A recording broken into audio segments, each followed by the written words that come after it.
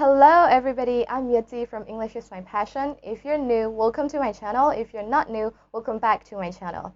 So without further ado, let's dive into English Listening 101, presented by English is My Passion. Everybody read my lips, attention please. First and first, no matter what kind of learning materials you utilize or what methods you incorporate into your study, it's like a foregone conclusion that you will fail unless you're disciplined and persistent.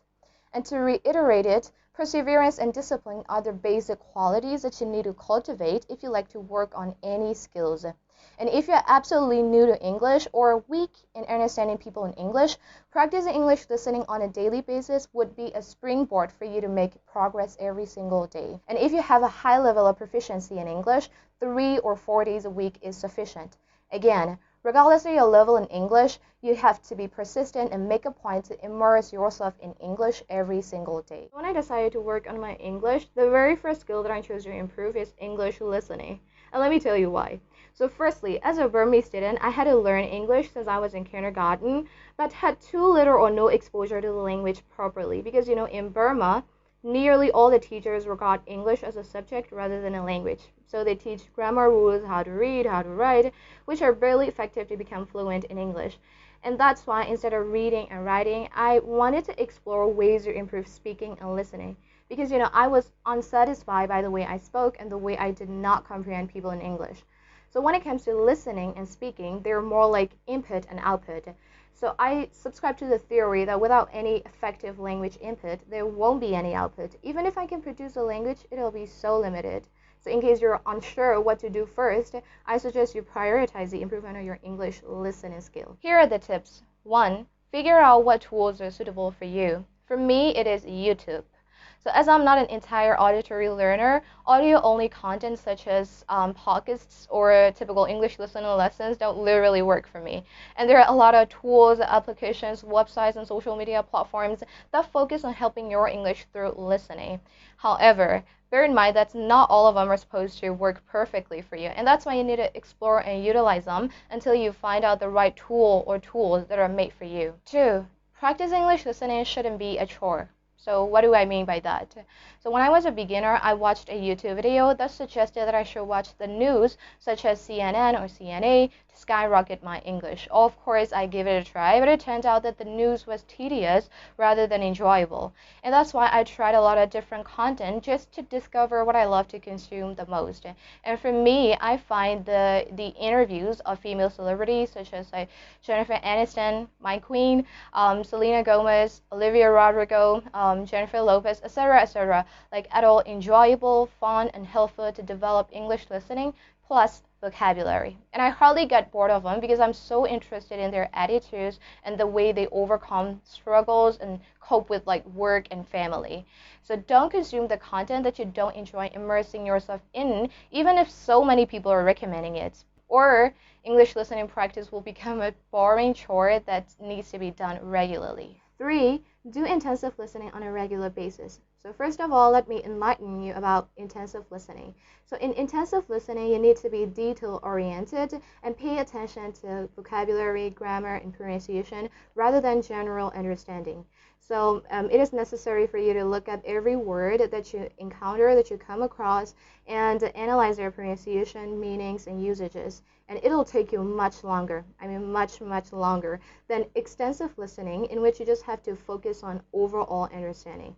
But I think it's worth it because you could benefit a lot from it. So I advise you to do intensive listening 3 to 4 times a week and the rest extensive listening. Next one, I get this question a lot. Should I watch movies with or without subtitles? Here's my POV. Watching a movie or an interview with subtitles is not a great deal as long as it is in English and you're using your ears more than your eyes. 4. Pronunciation also matters. Drawing on my experience, the way I articulate words has had a profound impact on English listening comprehension. And for example, in Burma, this word is pronounced as excellent, stressing the second syllable, which is totally incorrect. And when I heard the correct pronunciation of it, which is excellent, while I was watching some interview, I was a bit confused as the way I pronounced was different. And like the more often I did intensive listening, the more frequently I came across the words that I was mispronouncing. And after fixing those pronunciation mistakes like carefully, intentionally, patiently, and consistently, understanding people in English has become much easier. And I have become like more intelligible as well. So trust me, intensive listening will help you improve your pronunciation rapidly. 5. Understanding non-native English speakers is important. So I've always wanted to share this tip with my subscribers because it's a misconception that being skilled at English listening means like understanding only native speakers. And I also had this misconception until I started conversing with like my non-native friends. So after practicing English listening for months, I became so accustomed to some standardized accents such as like British, American, Australian, and I could comprehend native speakers like 99% of the time, regardless of how fast they were. And that's why I assumed that I was good at listening skill, like that I was good at English listening. And I started like participating in some conversation clubs and use some language exchange apps like to improve my English speaking. And I remember talking to my Indian friend for the first time. Actually, his English was brilliant. He was pretty fluent, but I had such a hard time like try to get what he wanted to say because I lacked communication with non-native speakers, and I also like was unfamiliar with their accents. So yes, it is still okay to practice your English listening through English movies or interviews, TV shows, podcasts, vlogs, whatever. But you can't expect everybody to have this particular accent that you can completely understand because the majority of people who speak English is non-native. Like me, like you, even at your work, not everybody speaks English with this like perfect pronunciation and accent that you always hear in like movies and podcasts.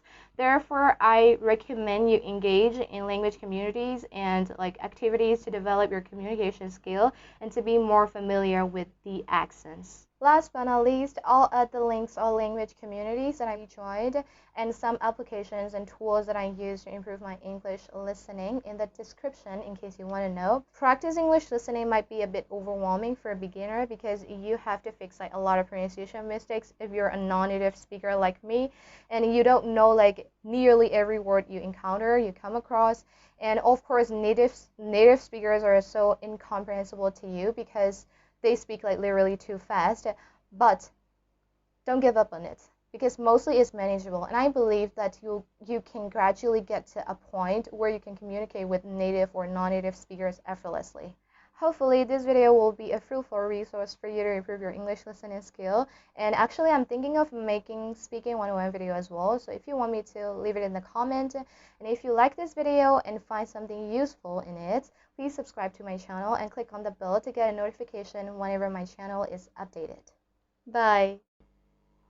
Pimple, pimple, little pimple, but actually it's pretty big. There's a pimple on my face, and I don't really like